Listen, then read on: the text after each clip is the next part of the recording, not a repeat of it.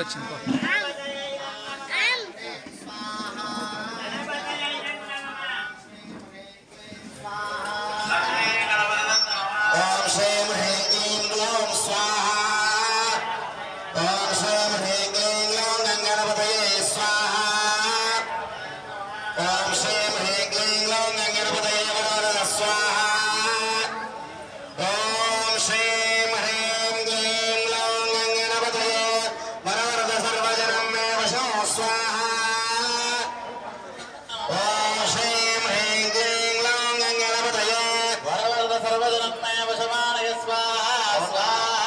లక్ష్మీ గణపతయై నమః.